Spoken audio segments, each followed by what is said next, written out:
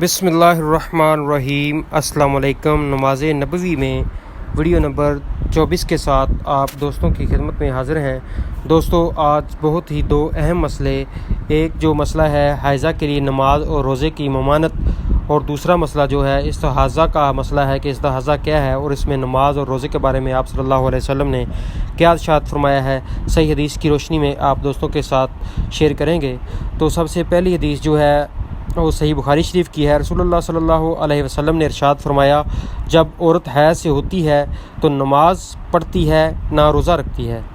اسی طرح ایک اور حدیث جو ہے صحیح مسلم شریف کی ہے، ایک عورت معاوضہ رضی اللہ عنہ نے عائشہ رضی اللہ عنہ سے دریافت کیا کہ کیا وجہ ہے کہ حیضہ عورت روزے کی قضا تو دیتی ہے نماز کی نہیں۔ حضرت عائشہ رضی اللہ عنہ نے فرمایا، رسول اللہ صلی اللہ علیہ وسلم کے زمانے میں ہمیں حیض آیا کرتا تھا تو ہمیں روزے کی قضا کا حکم دیا جاتا مگر نماز کی قضا کا حکم نہیں دیا جاتا تھا۔ اسی طرح استحاضہ یہ ہے جو ہے وہ یہ ہے کہ جو اپنے حیض کی عدت کے ایام ہوتے ہیں ان کے بعد جو خون آتا ہے اسے استحاضہ کہتے ہیں۔ استحاضہ یہ ہے کہ بعد عورت کی شرمگاہ کے خون کا نکلنا جاری رہے، یہ ایک مرض ہے۔ جب عورت اپنے حیض کی عدت کے دن پورے کر لے تو پھر اسے غسل کر کے نماز شروع کر دینا لازم ہے، کیونکہ خون استحاضہ کا حکم خون حیض سے مختلف ہے۔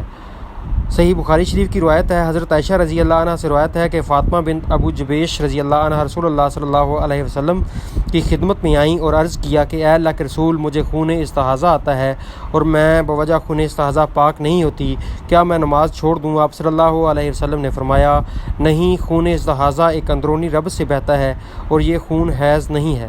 بس جب تجھے حیض کا خون آئے تو ایام حیض کے بعد بقدر نماز چھوڑ دے، اور جس وقت خون حیض بند ہو جائے اور خون استحاضہ شروع ہو تو اپنے استحاضہ کے خون کو دھو اور نماز پڑھ۔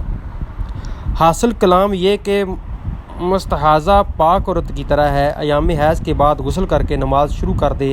ہاں، یہ بہت ضروری ہے کہ وہ ہر نماز کے لیے نیا وضو کرتی رہے۔ رسول اللہ صلی اللہ علیہ وسلم نے یہ بھی فرمایا کہ ہر نماز کے لیے وضو کر لیا کرو۔ تو دوستو، امید کرتے ہیں کہ آپ کو یہ ویڈیو پسند آئے گی۔ اسی طرح انشاءاللہ آگے جو ہے وہ آپ دوستوں کی خدمت میں صحیح حدیث نماز نبوی کے جو اہم مسائل ہیں وہ پیش کرتے رہیں گے۔ تو ہمارے چینل کو ضرور سبسکرائب کریں اور دوستوں کے ساتھ اس ویڈیو کو شیئر کریں تاکہ آپ اس اصال ثواب کے کام میں شریک ہو سکیں اور حدیث مبارک کا سلسلہ جو ہے وہ لوگوں کو تک پہنچانے میں ہماری مدد کر سکیں۔ جزاک اللہ۔